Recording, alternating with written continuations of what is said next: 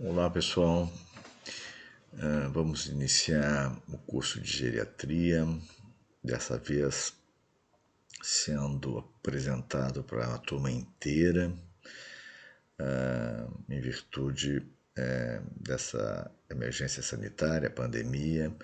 A direção da FAMED permitiu, portanto, que nesse modelo remoto a gente apresentasse para toda a turma. Bem, nesse modo semanal inicial, nós vamos falar um pouco sobre a propedêutica 1 do idoso. Teremos a propedêutica 2. Bem, inicialmente gostaria de me reportar a um livro muito antigo de Foucault, que chama-se O Nascimento da Clínica. Bem, nesse livro, Foucault dizia que com a descoberta da anatomia patológica, com o avançar dos anos, o interesse médico, nosso interesse, foi se voltando cada vez mais para as estruturas internas do nosso organismo, sempre na busca de lesões que explicassem as doenças. E como com isso a importância do sujeito, do paciente, foi se tornando cada vez mais secundária. Então, Foucault já fazia uma referência lá atrás de como o lugar do indivíduo passou a ser o de portador de lesões, e assim o encontro do profissional de saúde, nós médicos, com o doente, acontecia unicamente quando este é portador de uma lesão corporal. Aqui fica já uma crítica, mesmo quando a gente está na enfermaria, que muitas vezes a gente não lembra do nome do paciente, e sim a gente relata o paciente, por exemplo, do 204A, que tem uma lesão no fígado. Portanto, gente, a relação passou a ocorrer entre o profissional e a doença do sujeito, independentemente do sujeito da doença. Portanto, isso é um alerta para que todos nós sempre valorizemos o nosso paciente. Há um divórcio entre as profissões ligadas à saúde e à filosofia, levando à perda da concepção holística do homem e à visão fragmentada do corpo. Fruto dos avanços técnicos-científicos que geraram as especialidades cada vez mais supervalorizadas, como vocês sabem, com o descuido dos conteúdos ético-humanísticos. Aqui um outro alerta, para que a gente nunca perca aquela visão holística que devemos ter sobre o homem doente, apesar dos grandes avanços. Os alunos, portanto, são estimulados a pensar no processo saúde-enfermidade em termo estritamente biológico ou também chamado mecanicista, valorizando os recursos diagnóstico-terapêuticos. Portanto, nem mesmo o avanço ilimitado dessa tecnologia que hoje alcança a todos nós deverá substituir um bom profissional, com sua singeleza de palavras, encontro de olhares, toque de mão, suave palpar e o auscultar do exame clínico. A velha semiologia jamais deverá ser esquecida por todos nós. Bem, uma introdução no aspecto da propedêutica do idoso. O atendimento ao paciente idoso apresenta características muito peculiares, que, se não bem conhecidas e respeitadas, podem diminuir bastante a quantidade e principalmente a qualidade de informações obtidas do paciente. Ao atender o idoso, devemos ter em mente sempre alguns preceitos básicos essenciais. Primeiro, o envelhecimento é um processo biológico, diferente de qualquer doença. Este é um conceito popular errôneo, muito difundido, de que todo velho é necessariamente doente. Não, pessoal. O envelhecer, o velho, é um processo biológico normal. Nós teremos que entender o que é este envelhecer biológico. Bem, todos os esforços devem ser empregados no sentido de diferenciar o que se deve atribuir a uma doença específica e o que é consequência normal da idade. Então, o que nós falávamos naquelas primeiras aulas é entre senilidade e senescência. Senescência é um envelhecimento normal, fisiológico, lembram? E senilidade é um envelhecimento patológico, alguma afecção que nos acomete antes do próprio envelhecer. Portanto, um minucioso exame físico e amnese são necessários.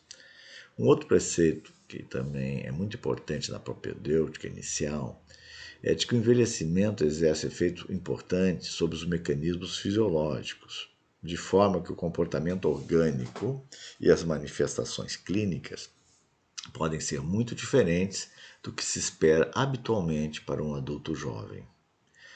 Assim, as doenças nos idosos ou nos gerontes podem se apresentar de forma diferente e frequentemente bem mais complicada. Então, aqui fica um alerta que nós vamos bater muito nessa tecla nas próximas módulos, de que muitas vezes aquelas doenças que a gente aprende na clínica médica, lá na terceira idade, no idoso, elas se apresentam algumas vezes de forma bem diferente ou pelo menos mais complicada. Tá? Teremos oportunidade de ver isso.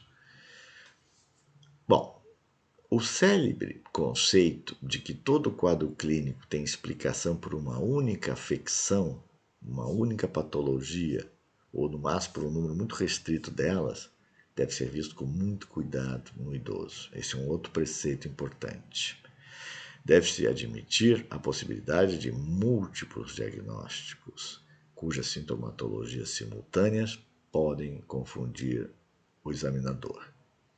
Este terceiro preceito é importante que vocês tenham em mente de que, normalmente, quando a gente estuda a clínica médica, a gente procura com uma única causa, ou pelo menos duas causas patológicas, explicar todo o quadro clínico do paciente.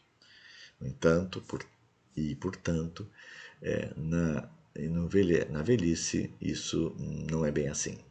Normalmente nós temos 3, 4 causas patológicas explicando os sintomas do paciente. O quarto preceito vai em direção a queixas numerosas e mal caracterizadas, que são um fenômeno muito frequente nos idosos, muito em relação ao que falávamos anteriormente, e a sua aparente falta de significado pode ser totalmente falsa.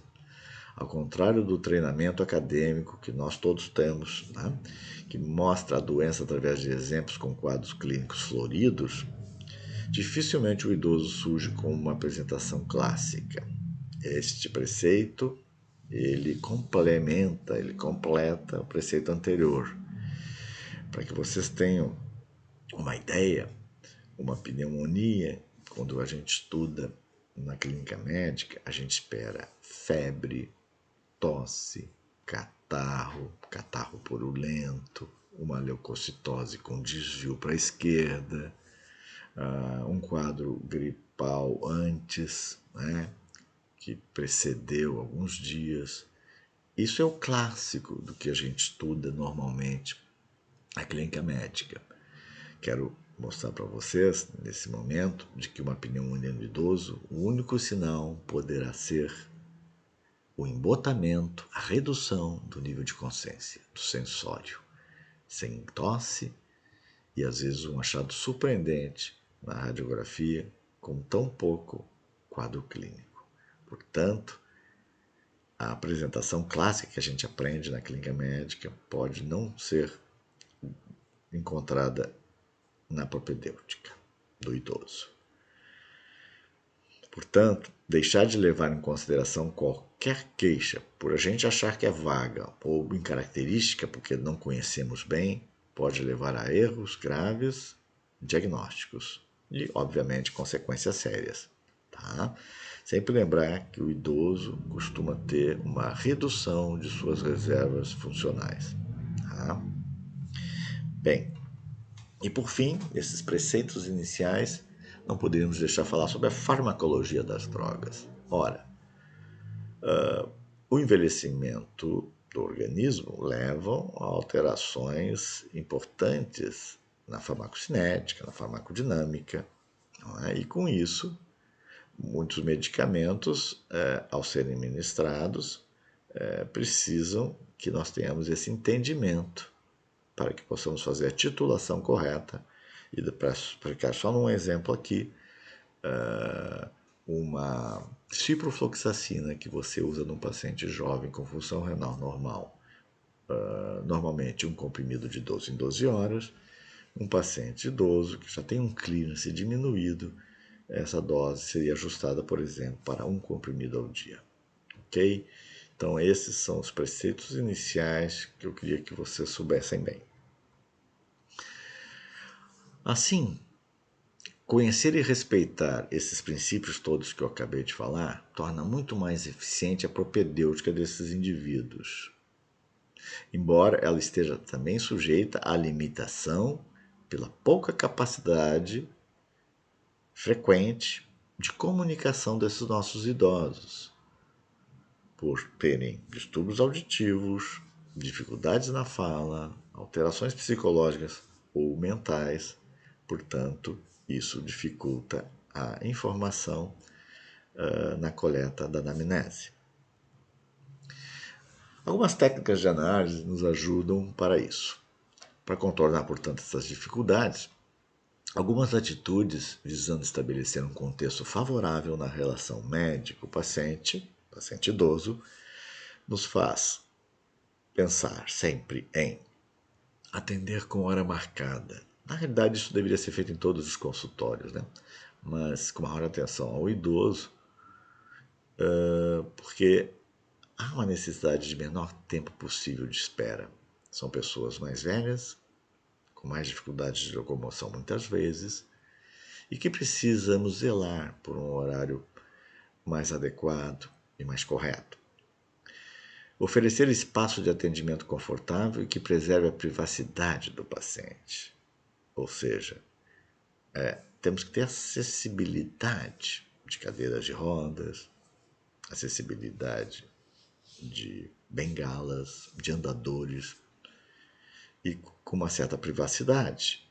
Até porque, como eu falava, os ruídos sonoros atrapalham.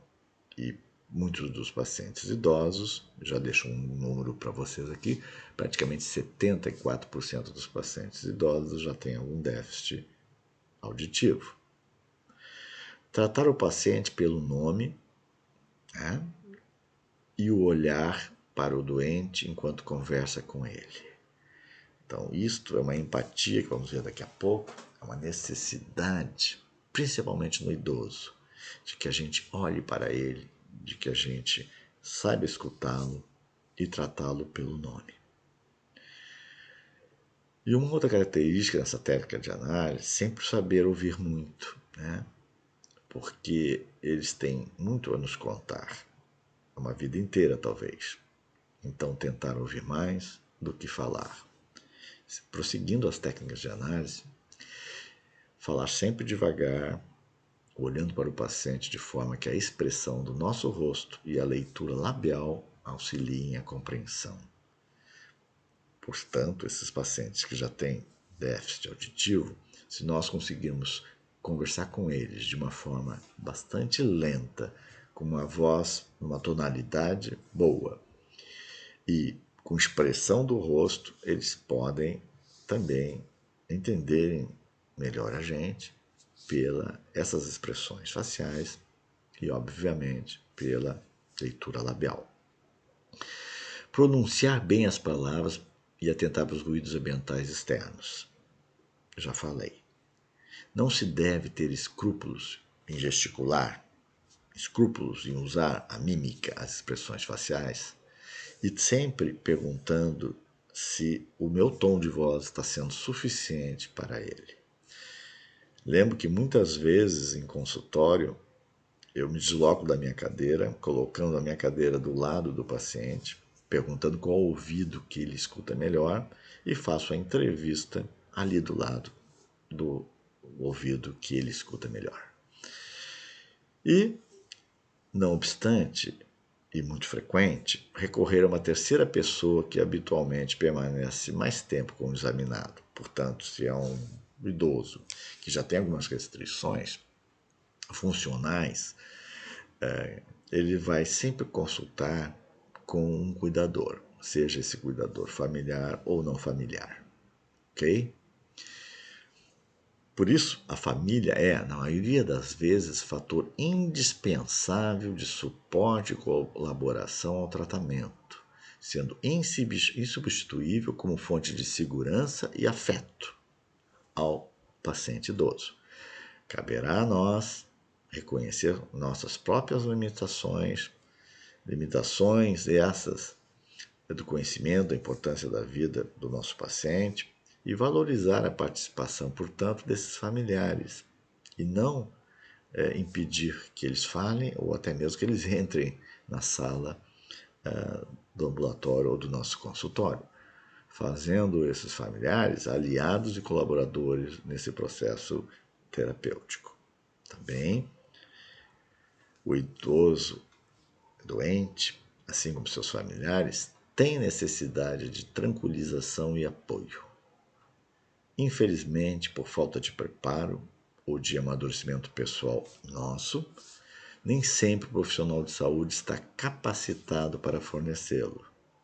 Diante dessas dificuldades ou daquilo que aos seus olhos está errado, é frequente que este assuma uma atitude repreensiva e autoritária, seja com o paciente ou com sua família. Aqui, isso acontece muitas vezes quando o profissional não se sente seguro ou não está preparado adequadamente para dar esse atendimento. Então, o mecanismo, até muitas vezes inconsciente, desse profissional de saúde, o médico, quando ele não está preparado, é ter uma atitude repreensiva, autoritária perante a família ou até mesmo o doente. Muito cuidado nesse ponto. Bem, para que todas essas técnicas que eu falava até agora funcionem bem, sejam realmente de valia para a nossa investigação, eu colocaria para vocês alguns atributos desejáveis aos profissionais de saúde. Empatia, sempre. É a capacidade de colocar-se no lugar do outro, de compreender seu sofrimento, suas angústias e suas dúvidas, sem confundir-se com ele. Isso é importante. Continência, capacidade de conter, tolerar dentro de si toda a carga de pensamentos e sentimentos que o doente possa expressar durante esse atendimento, sem revides e retaliações. Vejam bem, nós somos um médico naquele momento que estamos escutando uma pessoa com múltiplas queixas e nós temos que ter a capacidade de conter, de suportar toda essa carga emocional que este geronte, que esse velho nos conta, sem revide, sem retaliações. Ou seja, nós temos que estar na plenitude, naquele momento, atendendo esse paciente. Humildade, reconhecer suas limitações humanas e profissionais. O que eu diria para vocês? Às vezes, em 50 minutos de uma entrevista, de um atendimento médico, você termina esses 50 minutos e não compreendeu toda a história. Isso, evidentemente, vai acontecer muitas vezes com a gente. Portanto, a humildade nos faz um atributo necessário para que a gente converse com o paciente, dizendo a ele: olha, nessa consulta dessa vez eu não consegui extrair tudo que eu precisava. Gostaria que o senhor marcasse uma segunda consulta com a minha secretária, enfim, no ambulatório, para que a gente dê continuidade a essas suas queixas. Essa humildade é ponto positivo do que simplesmente dizer tchau ao paciente, achando que entendemos tudo, ou negando que entendemos. Isso não é uma boa atitude. A humildade faz-nos fazer com que a verdade venha E com isso, a relação médico-paciente melhora sempre do que o contrário. Curiosidade, bem, esse é um aspecto fundamental, porque nós temos que ter nossas próprias hipóteses, nós temos que ser curiosos no sentido de querer ajudar o paciente, querer descobrir suas queixas e seus diagnósticos. Então, nunca esquecendo que às vezes os nossos doentes eles já vêm com hipóteses construídas, o que devemos sim analisar e não refutá-las. Uma conotação positiva é sempre importante, né? Quem não já ouviu falar sobre a importância do dia a dia de a gente ter uma conotação positiva perante os pacientes, perante seus familiares, ressaltando sempre seus aspectos adaptativos e valorizando seus aspectos sociais também. Isso é muito importante, além da comunicação. Médicos têm que saber se comunicar, faz parte do atributo do profissional médico ter uma capacidade de ampla comunicação, levando sempre em conta, evidentemente, as diferenças culturais, os aspectos de habilidade de perceber ou de decodificar a comunicação corporal do doente e de interagir a esse nível com ele. Porque nós vamos ter pacientes de alta intelectualidade, nós vamos ter pacientes com baixíssima intelectualidade, então nós temos que ter uma capacidade de comunicação com esses dois extremos de uma forma plena e que se faça se entender. Além disso, sempre agregar a esses atributos o amor à verdade, flexibilidade, temos que ser flexíveis, criativos, pacienciosos, lembram? Saber ouvir mais do que falar e, sobretudo, solidários. Eu diria que médicos sem esses atributos não vão conseguir fazer uma carreira profissional interessante, valorizada e digna. Isso está na revista da Associação Médica Brasileira, como vocês podem ver aí, para quem quiser aprofundar um pouco mais esses atributos, ok? Bom, em relação à técnica de análise, a divisão formal da história clínica é o que nós já sabemos da semiologia, né? A queixa principal, história da moléstia ou da doença atual, e a seguir o interrogatório sobre os diversos aparelhos, mas nem sempre isso é a forma mais prática em relação ao geronte. Muitas vezes é mais produtivo nessas histórias iniciar diretamente pelo último, ou seja, pela revisão de sistemas, para se conseguir obter informações de uma forma ordenada e completa. Portanto, na geriatria, não há aquela obrigatoriedade de seguir aqueles passos todos semiológicos. A gente pode pular, mas sempre voltando. Não se pode tampouco omitir a história medicamentosa pregressa. Aqui é um ponto fundamental. Só para vocês terem ideia, normalmente os idosos tomam em média de 5 a 8 fármacos por dia. Portanto, a história medicamentosa é muito útil para já pensar em doenças, em situações, não é? Clínicas que esses pacientes já possuem. Então, essa história medicamentosa ela é útil como forma de concluir a respeito de afecções prévias anteriores ou ela própria ser responsável por uma boa parte das queixas que esses pacientes nos trazem. Em outras palavras, as queixas podem ser um efeito colateral desses 4, 5, 6, 7 fármacos. Ok? Muito importante isso, gente. Bem, hoje nós vamos, dentro da propedêutica 1, falar um pouco sobre os principais sintomas que esses pacientes apresentam. Bem, então vamos lá. Fadiga e astenia. Ora, obviamente, essa é uma queixa extremamente frequente dos pacientes velhos que nos procuram. A gente define como incapacidade de mobilizar a energia, força e vitalidade necessárias para as nossas atividades da vida diária. Lembram? pode ser muito sutil o momento em que passa a ser indicativa de uma doença orgânica ou psíquica. Vejam bem que aqui estamos já fazendo uma tentativa de diferenciação entre uma causa orgânica ou psíquica desse cansaço, dessa fadiga.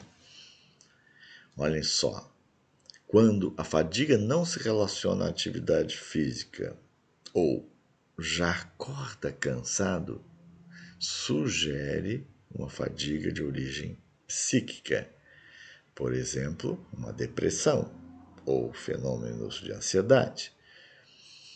Mas claro que, habitualmente, a maior parte das causas serão orgânicas. E aí vai desde infecções agudas, insidiosas, lentas, distúrbios hidroeletrolíticos, carenciais, que são muito frequentes na terceira idade, neoplasias, diabetes não controlados, anemias não diagnosticadas, de inúmeras causas, descompensação de doenças cardíacas, que muitas vezes passam desapercebidas nos ambulatórios, hipotireoidismo subclínico, insuficiência respiratória, renal, suprarrenal, enfermidades neuromusculares. Não é? Então vejo que as causas orgânicas são várias. Aqui estão alguns exemplos, evidentemente. Mas o importante é saber que pode ser psíquico, uma fadiga e um cansaço.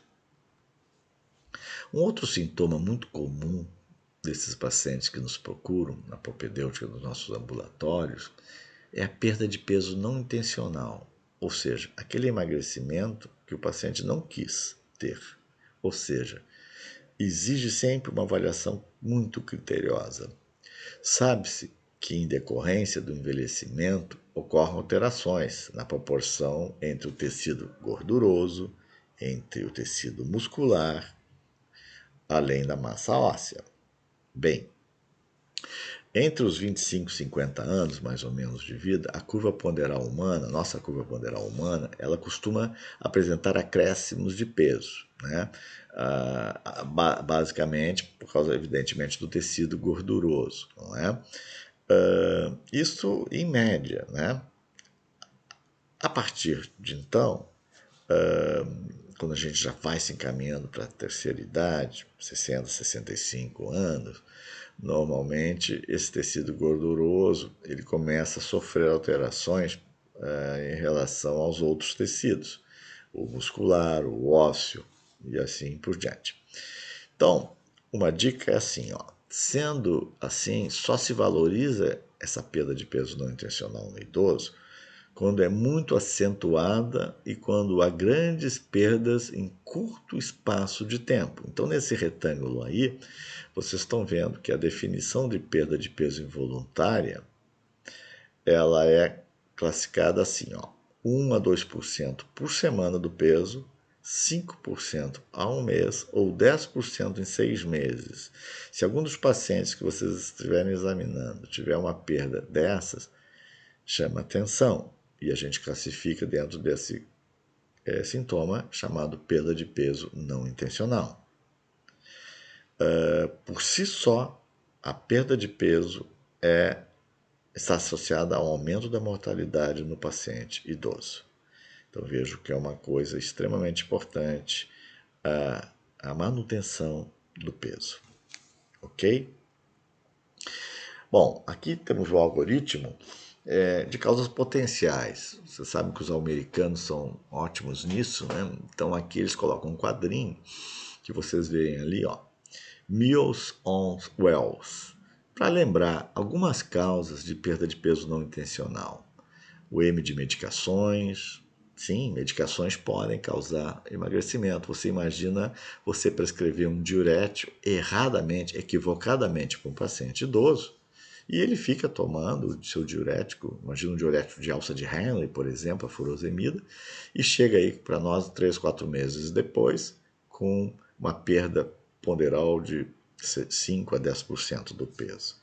Poderá ter sido um erro medicamentoso, portanto uma iatrogenia.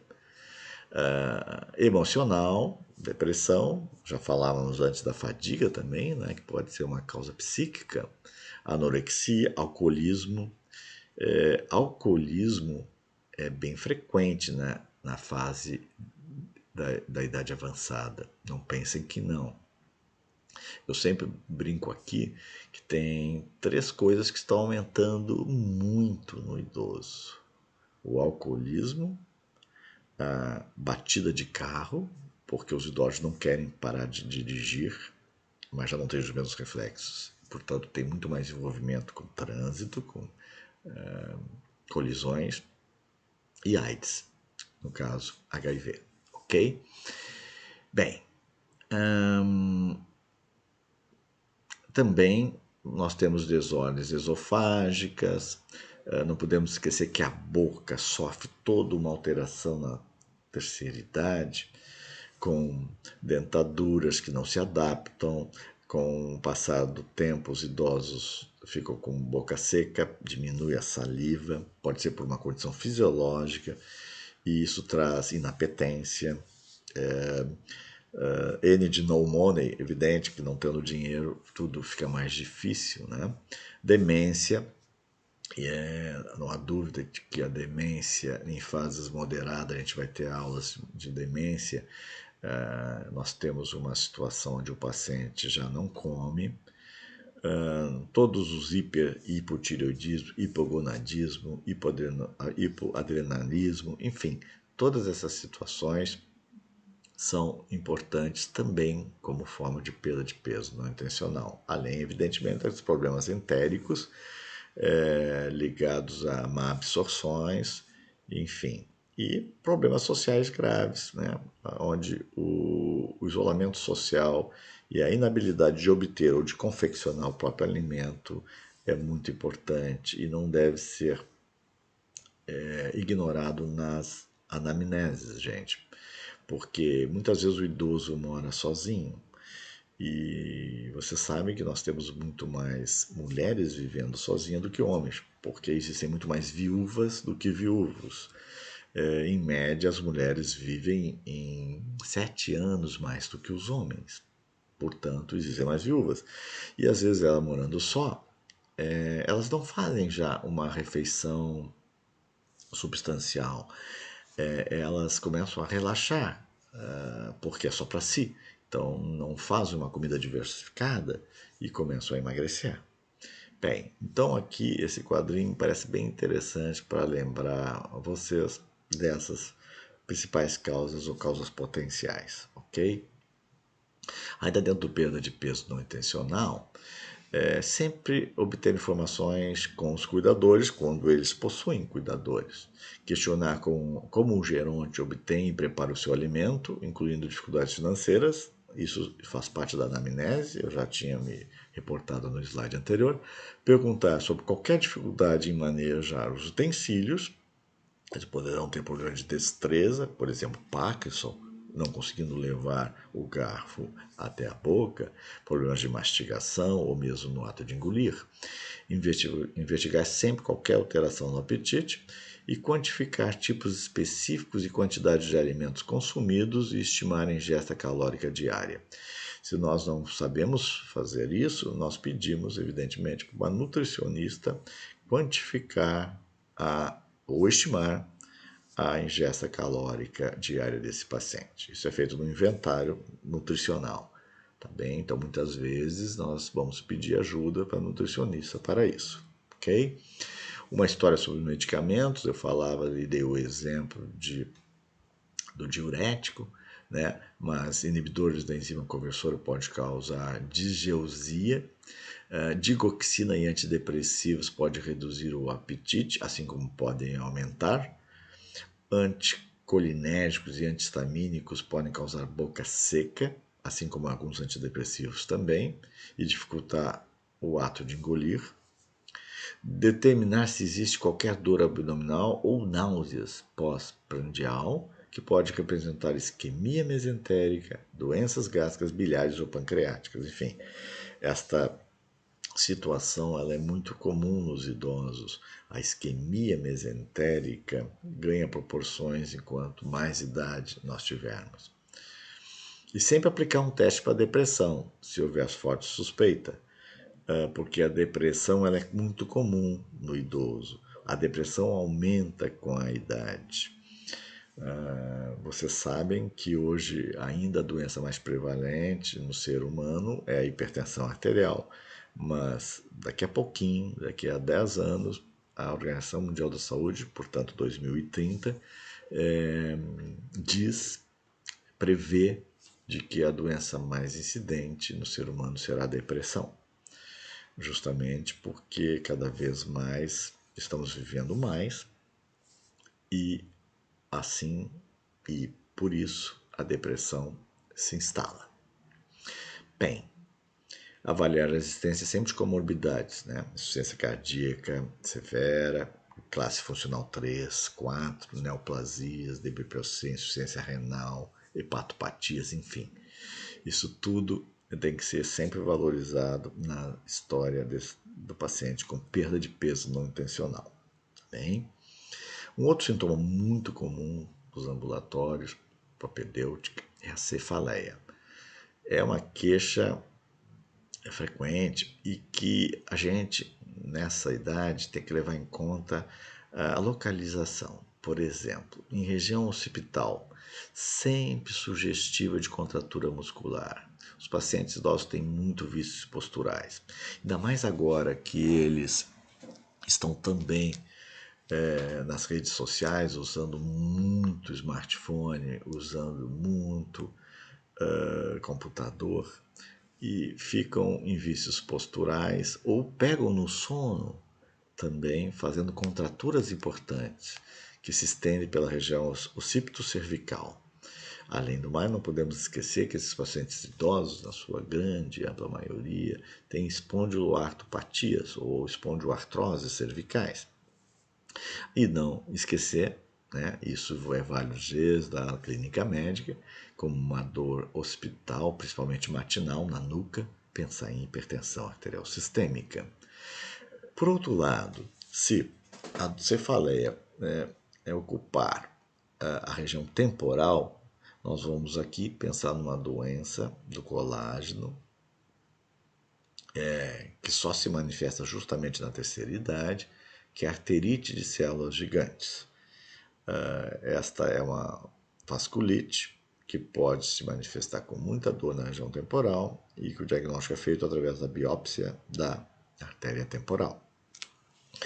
Bem, e se a dor é holocraniana, se ela pega todo o crânio, chama de difusa, nós temos que pensar, portanto, em tumores intracranianos, em aneurismas, em mieloma múltiplo. Nós vamos ter uma aula específica de mieloma múltiplo e doença de Page, que é a segunda desordem osteometabólica mais frequente do ser humano. A primeira, vocês sabem, né? É a osteoporose, ok?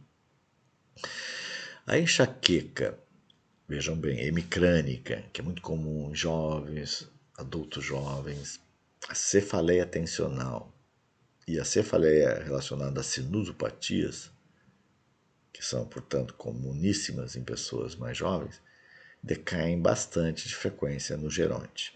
Então, não é que dizer que não possa se encontrar um idoso com sinusopatia e dor de cabeça, mas vocês vão ver como é raro isso, tá bem?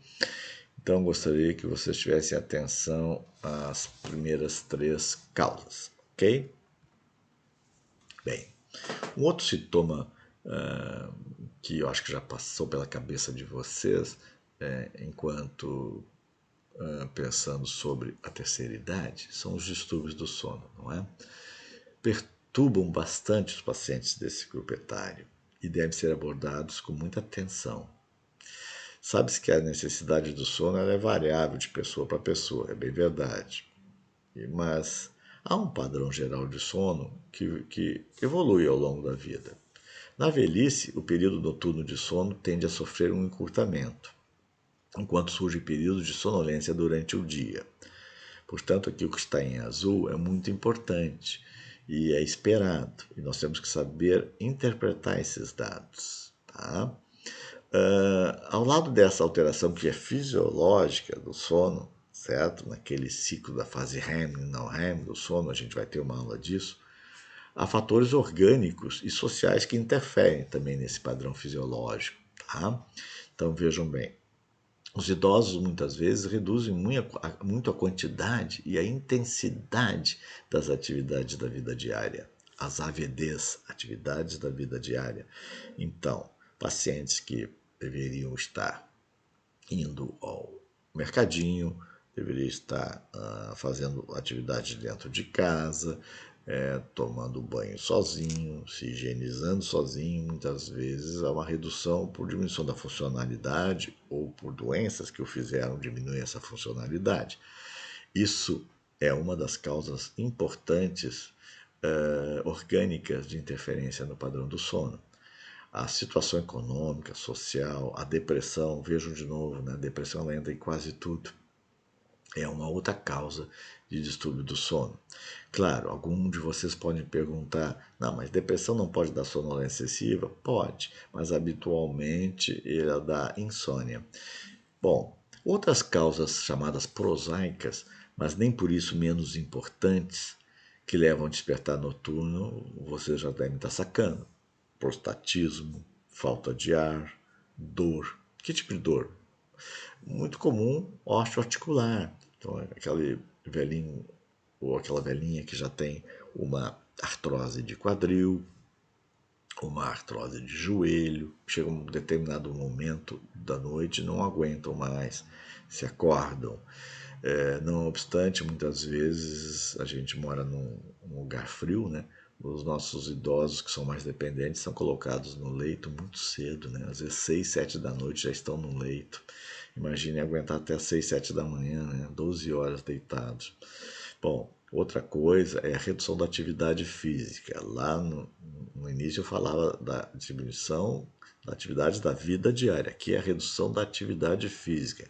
Então é um doente, é um velho que, por algum motivo, até mesmo econômico, não pode mais manter seu pilates, ou por alguma doença teve que reduzir sua atividade física, seu caminhar que fazia diariamente. Isso também altera a arquitetura do sono. O uso equivocado, mais uma vez, seria uma iatrogenia médica, mas nem sempre, às vezes um efeito colateral, de hipnóticos sedativos, levando a um efeito paradoxal. Ou seja, o que significa um efeito paradoxal? Você usa por exemplo, um diazepam, um lorazepam, para tentar melhorar o padrão da ansiedade ou do sono noturno e ocorre o contrário. Existe uma agitação psicomotora na madrugada, uma confusão mental no dia seguinte, uma sonolência que não consegue nem comer no dia seguinte. Ou seja, faz um efeito contrário, um efeito paradoxal indesejado. Então, isso também tem que ser pensado, ok? Bem, vejam que aqui eu só cito algumas coisas porque nós vamos ter uma aula muito importante sobre quedas, que é um evento sentinela e que mostra para nós muitas coisas quando os pacientes começam a cair. Não é uma queda inadvertida, um escorregão. Quedas normalmente significam piora do estado geral, como nós vamos falar nessa aula específica. Outras queixas muito comuns de ambulatório, nessa propedêutica, é tontura e sensação vertiginosa. Acho que vocês devem imaginar isso também, né? Idosos se queixam muito de vertigem e tontura. E a gente vai falar um pouquinho isso se der tempo. Estou tentando planejar isso dentro de um módulo que nós vamos ter mais adiante. Tá bem?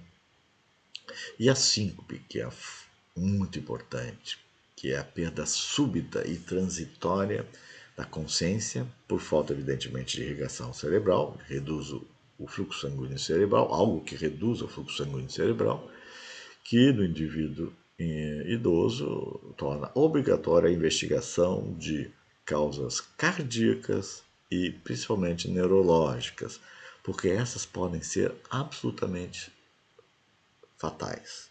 Ou seja, causas cardiogênicas e neurogênicas de síncope podem ser a morte de amanhã.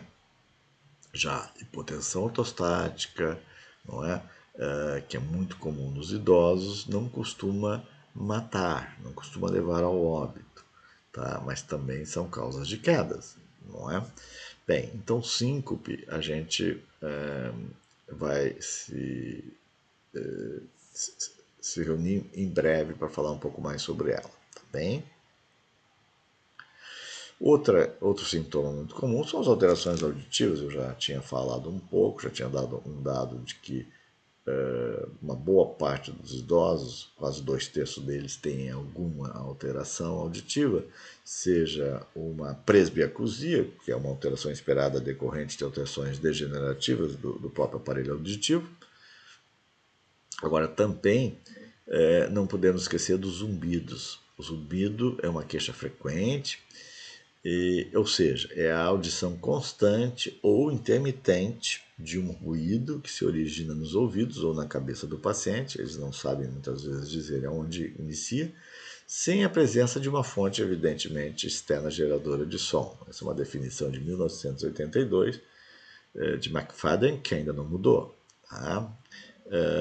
Então vejam bem, essas alterações auditivas, zumbido, elas podem ser classificadas em zumbidos subjetivos e objetivos.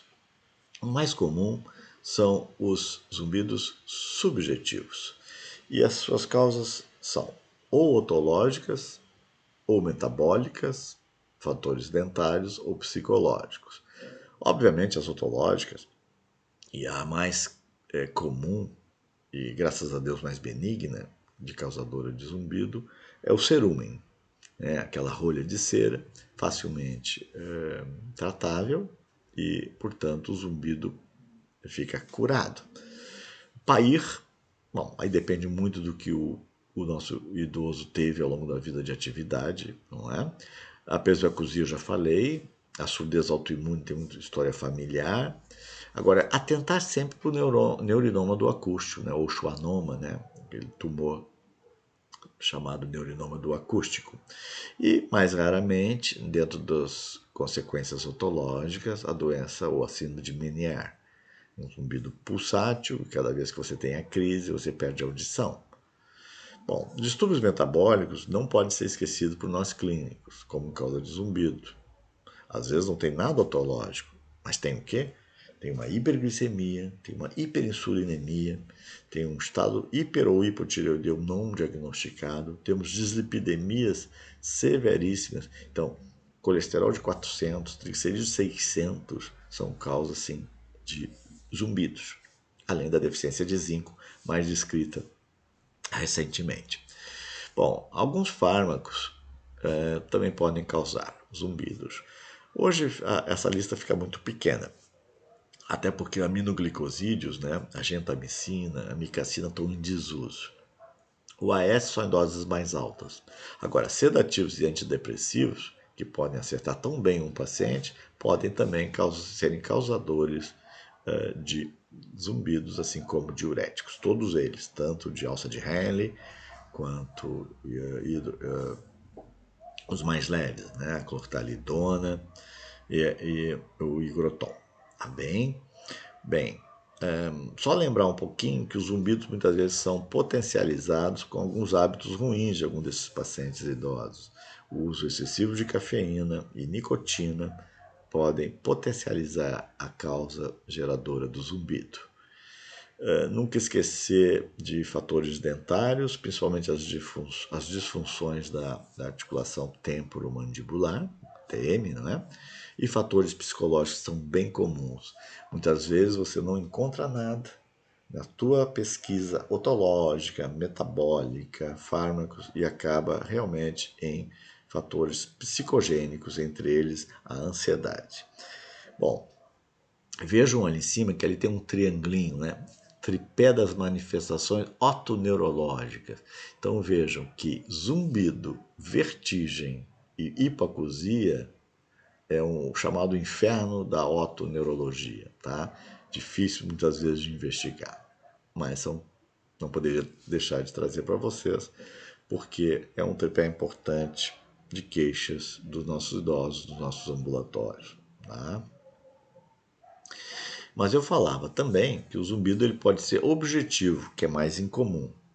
Então pode ser, olha só, o zumbido subjetivo, que é o mais comum no slide anterior, é uma percepção de um som que não é possível ser demonstrado. No entanto, o zumbido objetivo ele pode ser ouvido inclusive por nós, examinadores.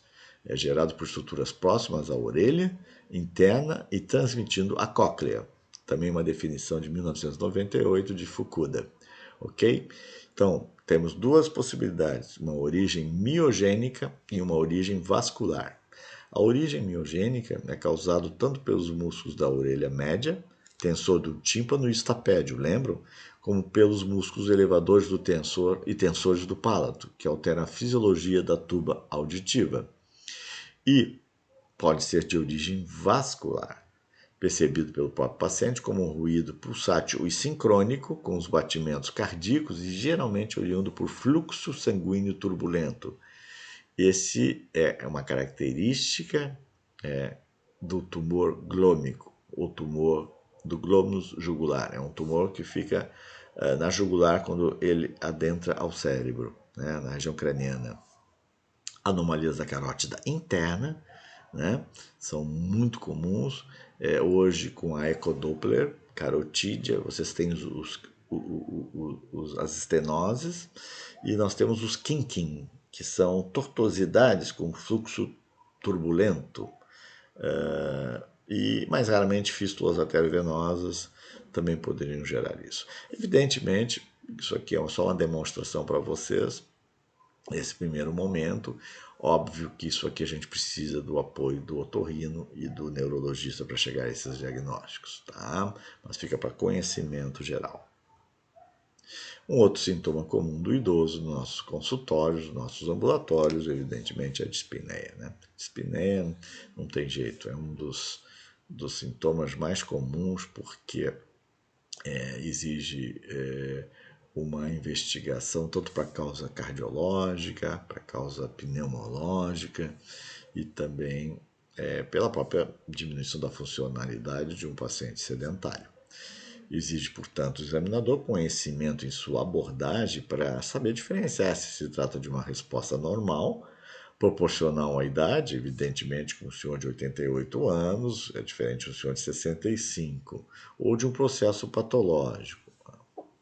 Vejam bem que a fase chamada de geronte, ela é extremamente ampla. Ela começa no Brasil ou nos países em desenvolvimento aos 60 anos e vai até 100 anos. Ontem mesmo estava atendendo uma senhora com 103 anos no consultório. Então vejo que são muitas décadas. Evidentemente que um idoso de 65, a sua necessidade é diferente de um idoso de 85 ou de 95. Isso vocês vão ver com o tempo.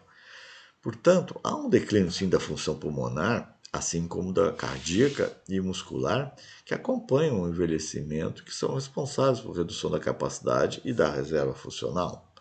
Ora, é evidente que uma saturação, a oximetria de pulso, né, o oxímetro de um senhor de 60 anos pode estar 98%, 99%, e um senhor de 90 anos está com 88%. E ainda assim não está com dispneia. Por quê? Porque seria uma resposta normal, proporcional à idade. Uma adaptação que foi ocorrendo lentamente ao longo de décadas, não é? Para que chegasse a esse nível de 88 sem ainda apresentar dispneia. Portanto, nós temos que saber o que é fisiológico, mais uma vez, o que é senilidade e o que é senescência. Agora, é claro que atentar sempre para a cardiopatia isquêmica, hipertensiva, a isquêmica ela é silenciosa, muitas vezes no idoso, para as anemias, para estados poliglobúlicos, para obesidade mórbida ou semimórbida, para tromboembolismo pulmonar, que é um evento que tem que ser sempre pensado, tem que ter alto índice de suspeição clínica, senão a gente deixa escapar os TEPs, não é? Para isso tem que se estudar e fazer o exame muito bem feito, que é das pernas, né? A maior parte dos tromboembolismos pulmonares advém das veias das pernas, principalmente acima da poplítea. Não podemos esquecer das fibroses pulmonar intersticial, da asma, do DPPOC, que muitas vezes não é diagnosticado na terceira idade, ok? Ou pelo menos custa ser diagnosticado. Bem, outra queixa muito importante são as alterações urinárias, principalmente a retenção urinária, a urgência miccional e, em particular, na terceira idade, a incontinência urinária. Ela é muito mais comum no modo feminino, mas também no masculino. Esta última, portanto, a incontinência urinária, é por vezes considerada de forma errônea como um fenômeno normal do envelhecimento. Aqui, atenção, todo idoso que perde urina, normalmente a família, os cuidadores dizem, isso é normal para a idade, é esperado para a idade, ele já é velho, tem que perder urina. Calma, existem causas que precisam ser pesquisadas, que podem sim ser amenizadas ou até mesmo revertidas. Evidentemente que a prevalência é alta, em especial nos pacientes acamados ou institucionalizados. Todo paciente institucionalizado ele é mais frágil. Né? É aquele paciente que a família já está negando, que já não pode cuidar e acaba colocando numa instituição de longa permanência. Esses pacientes, evidentemente, são mais incontinentes, porque têm mais doenças. Há forte impacto sobre o bem-estar do paciente. Isso é uma coisa muito importante. Quando o idoso ele começa a sentir que está perdendo urina, isso repercute para ele de uma forma enorme sobre o lado social e psicológico. O paciente pode se deprimir. A causa de depressão do idoso ou de um idoso com incontinência urinária pode sim levar a esse diagnóstico também. Bem, o controle da nossa micção ele é bastante complexo e depende de muitas estruturas que são localizadas em vários níveis, que vão desde o esfíncter uretral, passando evidentemente pelo assoalho pélvico da bexiga, nervos sacrais na medula espinhal, até níveis neurológicos centrais, inclusive a nível cortical. Então, na realidade, o controle da micção passa por vários setores, né, por vários níveis, como eu coloquei. Agora, as estruturas alteradas podem ser única ou múltipla ao mesmo tempo no paciente. Bem? Agora, os pacientes mais velhos sempre levar em conta e pensar muito na incontinência urinária naqueles pacientes diabéticos ou que têm um afrouxamento do assoalho pélvico, normalmente mulheres mais velhas foram multíparas. Hoje a gente atende velhinhas que tiveram 6, 8 filhos, era muito comum naquela época, né? A taxa de fecundidade brasileira era enorme. Bem, não podemos esquecer também da deficiência androgênica, da infecção do trato urinário de repetição, que faz urgência miccional e acaba urinando, perdendo urina. A litíase vesical, mais comum nos homens, né? O cálculo que se forma dentro da bexiga, ele gera infecção e gera também urgência miccional. E a causa mais frequente de nós homens, né, mais velhos, a hipertrofia benigna de próstata. Ok, gente? Bem, uma outra causa, um outro sintoma muito comum nos ambulatórios, que vocês já devem também estar pensando, são as alterações digestivas, notadamente a constipação intestinal. É a queixa mais comum disparada, tá? E alguns fatores são extremamente associados a essa prisão de ventre, chamada por eles. Primeiro, diminuição do tônus da musculatura da parede abdominal. Ora, todos nós sabemos que é importante o tônus da musculatura abdominal, a força, né, no ato evacuatório da parede abdominal. Evidentemente, nossos velhinhos vão perdendo esse tônus muscular e isso é uma das causas. A outra alteração anatômica que vai ocorrendo é a aproximação do gradil costal às próximas cristas ilíacas. Quer dizer, já não fica aquele espaço entre a crista ilíaca e as últimas costelinhas flutuantes, certo? Tudo fica junto, né? Por causa da osteoporose, da cifose, isso vai fazendo com que esse gradil costal encoste nas crestas ilíacas.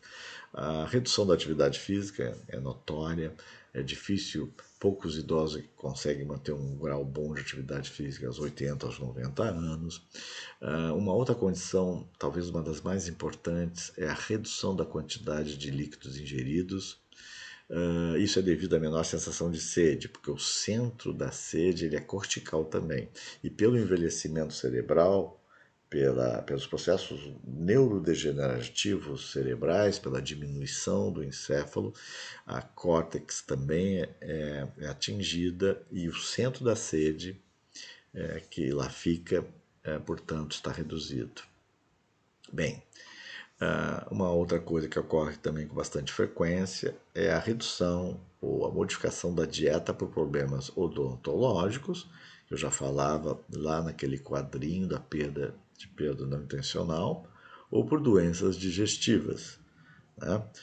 Há uma redução de fibras alimentares por esses problemas. Bem, às vezes a doença diverticular colônica, né, associada à diminuição da peristalse, que é comum do envelhecimento fisiológico, mas os problemas odontológicos vão fazendo com que esses pacientes comam cada vez menos fibras. Todos sabem da dieta que é necessário algo próximo em 10 a 20% de fibras alimentares por dia. E uma outra causa muito importante é que, como esses idosos não são bem atendidos ou não procuram ajuda suficiente, eles acabam usando de laxantes. E o uso abusivo de laxantes, principalmente os catárticos, vão alterando de forma irreversível aqueles plexos mioentéricos, lembra? O plexo de Auerbach? Enfim, e você fica cada vez mais dependente de laxantes. Então, o uso abusivo de laxantes, quer dizer, você não reverter essa prisão de ventre, essa constipação intestinal, antes de que esses remédios sejam usados constantemente, é um equívoco. Sempre alterar, evidentemente, para a constipação intestinal, uma doença perigosa, que é o câncer de cólon, né? Principalmente na região ou no segmento reto sigmoidiano, que é o mais prevalente, as hemorroidas, as fissuras anais, as fístulas e as doenças diverticular colônica. Tá? Aqui não está, mas também a isquemia mesentérica. Tá? Bem, as queixas musculoesqueléticas são extremamente frequentes como queixas. Esse sistema ele é composto, evidentemente, por ossos, por músculos, por articulações, as cápsulas articulares, os tendões, as bursas. E também, de certa forma, acaba envolvendo a fáscia, né? Muitos fisioterapeutas hoje trabalham com a hipótese das fáscias envolvidas, como muitas queixas de dor. Né? Alguns osteopatas fazem isso. Bem, a mais comum, disparada, é a osteoartrose. A que mais incomoda, evidentemente, não vai ser a osteoartrose dos dedos, embora sejam chatas e doloridas. A osteoartrose que eu me refiro aqui são a osteoartrose de grandes articulações. Vocês imaginam de quadril e de joelho, além da coluna. Essas é que são muito dolorosas e limitantes. São as que causam diminuição da funcionalidade e que tornam os pacientes muitas vezes mais dependentes.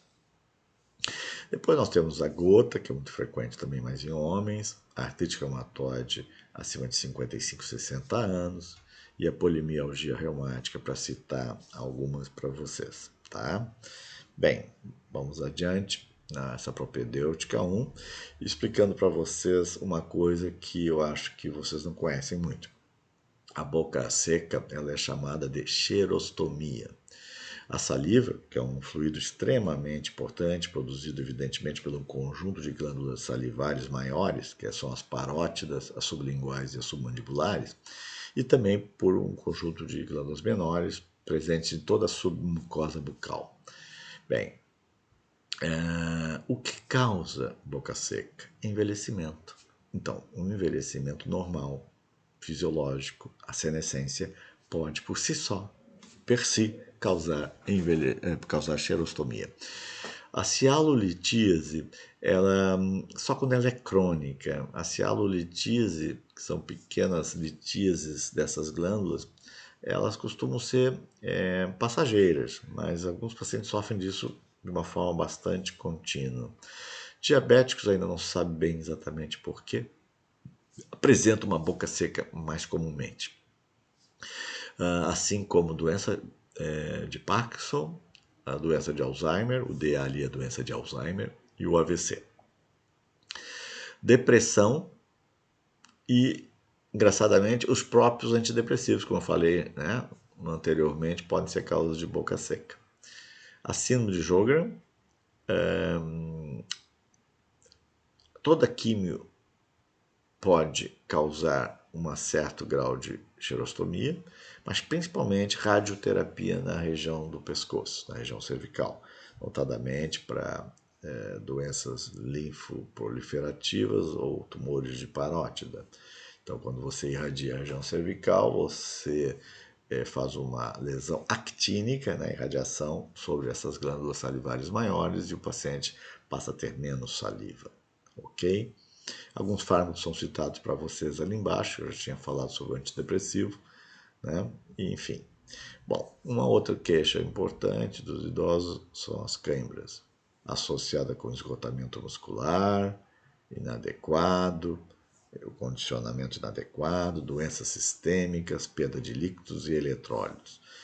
Hoje, quando a gente pensa em câimbra, todo mundo vai estar, é potássio. Sim, o potássio é uma delas, mas a hipocalcemia e a hipomagnesemia também é causa de câimbras.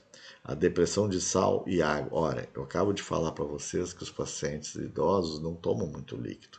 Eu até diria para vocês que idosos são desidratados por natureza. Eles estão sempre num status quo abaixo, justamente pelo aquele centro cortical da sede. Uso de diuréticos, bloqueadores de canais de cálcio e por atividade física intensa.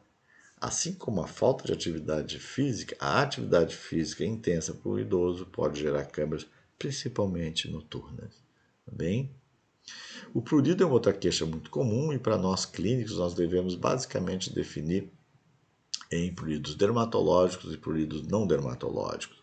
Hoje em dia temos capítulos que incluem nesses livros, principalmente de dermatologia, perturbações, como vocês veem ali, perturbações psicológicas. Então, nós temos afecções de origem psicogênica, ou seja, pruridos, coceira, de origem psicogênica. Evidentemente que é um diagnóstico de exclusão, você vai ter que afastar as causas dermatológicas, o dermato muitas vezes vai nos ajudar, né? Dermatite de contato, pênfigo bolhoso, doenças autoimunes, líquen plano, enfim.